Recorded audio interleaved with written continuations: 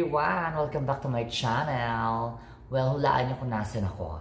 Obviously, well, it's look like a hospital, diba? So, nandito ako sa aming room dito sa St. Luke's BGC. For this episode, isi-share ko sa inyo yung experience namin ng confinement dito sa St. Luke's Medical Center sa BGC ngayong panahon ng pandemya. It's February 2021 at mukhang dito kami magse-celebrate ng Valentine's.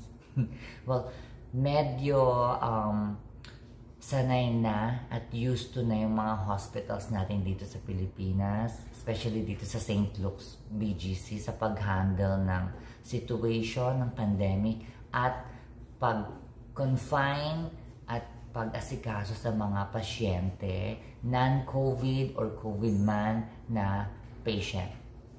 Anyway, hindi COVID-19 ang sakit ng pinsang ko. It's all about gastro. Gastro yung sakit niya. So, yun yung pinapagamot namin. For this episode, I just like to share yung admission procedure kapag mako-confine kayo dito sa St. Luke's Hospital. And then yung food dito sa room.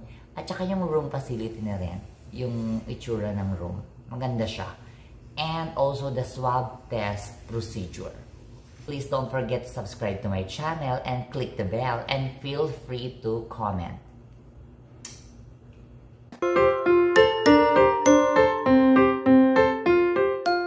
And it's our 4th day dito sa St. Luke's BGC. And yes, successful. Say hi, my sisi. Successful ang kanyang laparoscopic operation sa kanyang intestine. And we are very happy kasi magaling yung doktor. Ang tagal ng operation pero successful. Yun naman talaga yung target namin. At saka purpose, kailangan gumaling. Ayan. So far so good. Pang-4 na araw namin dito sa St. Luke's. And maganda ang service. It's very good.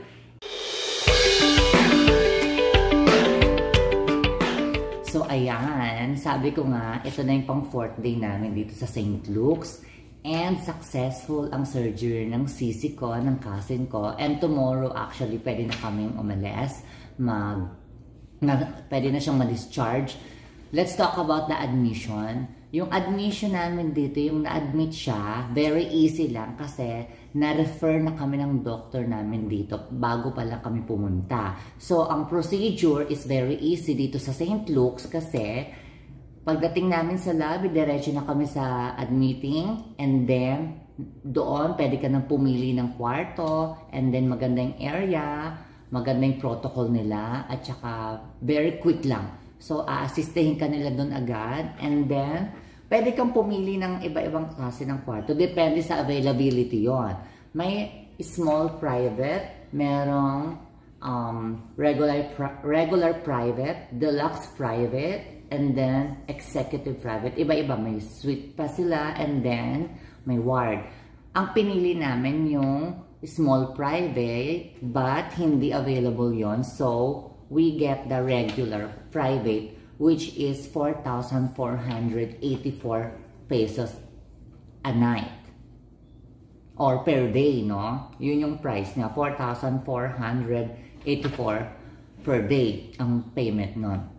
So ngayon, nandito yung list, papakita ko sa inyo yung price list ng rooms nila.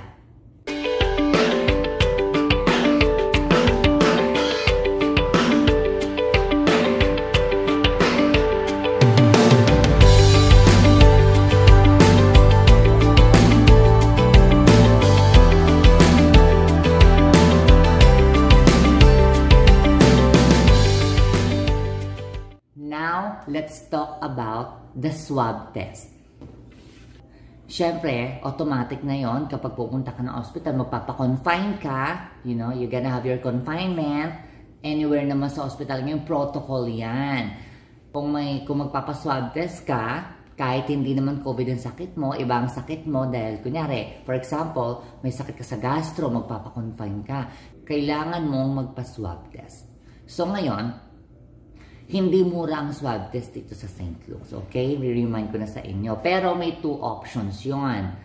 Ang first option, 12,000 pesos, almost 11 to 12,000 pesos yon, yung first choice na mahal kasi 2 hours to 4 hours ang result nun. Makukuha mo na. Second choice, 4,000 to 5,000 pesos ang price, pero 24 to 48 hours mo makukuha ang result. So, dalawa lang yon, no? Yung swab testing. Una, 11K to 12K yon, approximately 11 to 12,000 pesos yung price. Second, 4,000 to 5,000 pesos naglalaro yung price ng second choice. So, ang point lang doon, isa mabilis, isa you have to wait 24 to 48 hours. So, ang pumili ng swab test ng cousin ko is the doctor mismo. And happy kami kasi negative ang result. Yay! Perfect yon. Negative ang cousin ko sa COVID-19. So, happy kami. But then, yung sinabi nila, ang result makukuha ng 2 to 4 hours, hindi naman nangyari yon. Nakuha namin yung result kinabukasan na kasi 10 p.m. or 10:20 p.m. siya tinest, sinwab test. Kinabukasan pa namin nakuha yung result. And hindi naman yung binigay sa amin, kami yung nag-follow up. Siguro afternoon na kinabukasan namin nakuha.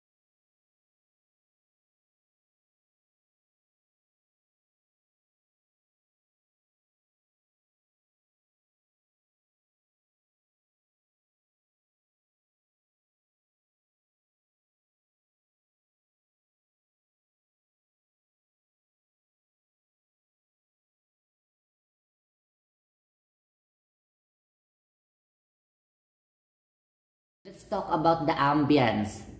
Dahil pandemic ngayon, ano ba yung pagbabago na napansin ko sa hospital since pandemic ngayon na kailangan, pag may nagkasakit, syempre, kailangan magpapa-hospital, di ba?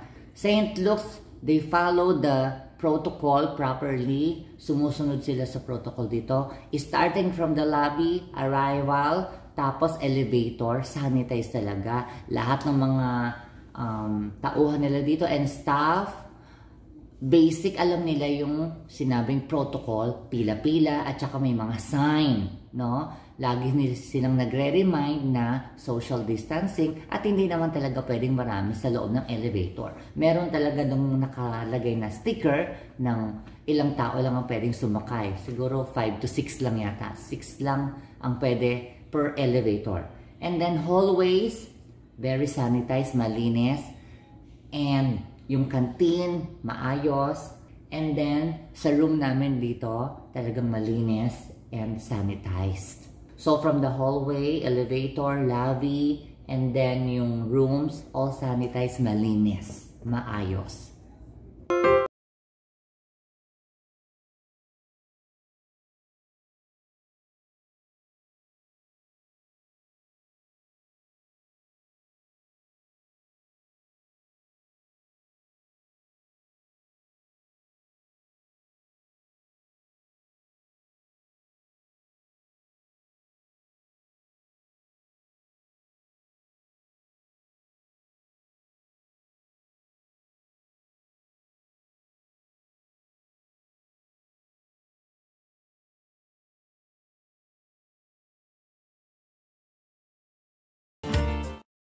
Next, let's talk about the food.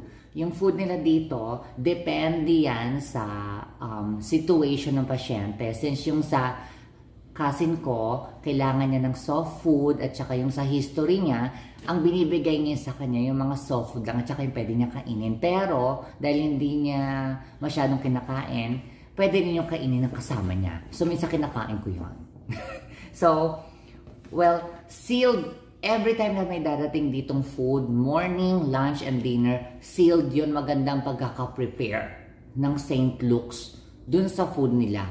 Maganda yung pagkaka-divide at saka yung amount ng food para sa pasyente, very organized and detalyado. Actually, may menu pa nga sila eh. So, ang maganda lang sa food nila dito na gustuhan ko, di ba yung tray nila, di ba, Tupperware, yun parang plastic, disposable. Binabalot pa nila yon ng sealed. And may leaflet doon, may detailed na information ng food. Yun ang nagustuhan ko sa kanila. Well prepared and safe.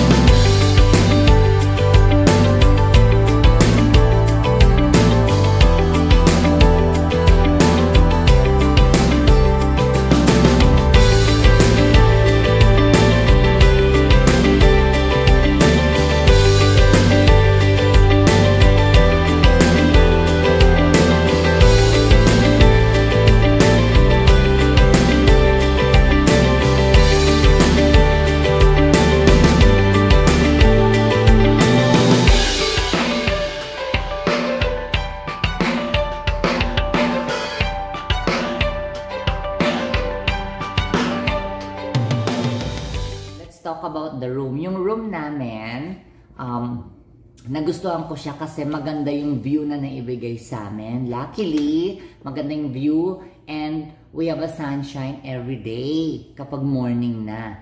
And then, spacious, malinis, at saka may mga nakasign dito na sanitize talaga ang bawat kagamitan kapag pasok namin. So, ngayon, kompleto may TV, may ref, and then 25 to 26 square meter ang laki niya. So, may window and then may blinds. So, okay siya.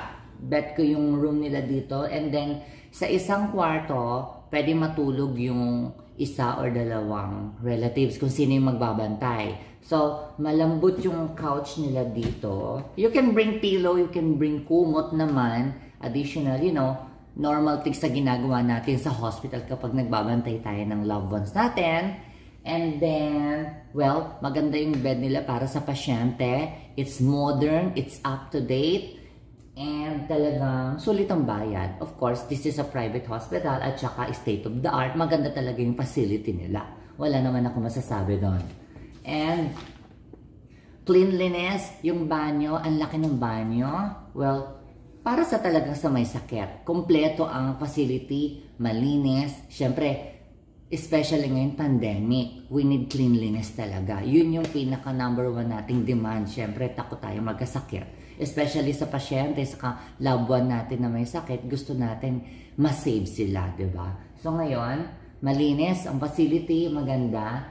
And talagang may reminders na kalagay sa pader. Marami silang mga reminders na wear face mask most of the time or all the time, no? Kung hindi natin kaya, basta all the time talaga mag-wear ng face mask. So, syempre nag-vlog ako ngayon, nagsasalita ako ngayon, kaya nakatanggal muna yung face mask ko. So, mamaya, ilalagay ko din to. And every time na may pumupunta ditong nurse, kapag chine-check ang pasyente or ang doctor, nagra-round sila, kailangan nakamask. Okay? So, yun. We also follow that protocol kasi kailangan talaga safe kasi syempre may pandemic, o diba? And every time naman na may kailangan ng pasyente or kami, may pinipindot lang naman dito. So, direkta yun sa nurse station. So, nagre-response naman sila agad. So, that's the good thing. So, yun. Thank you for watching my episode this time. Sana nakatulong ang na-share ko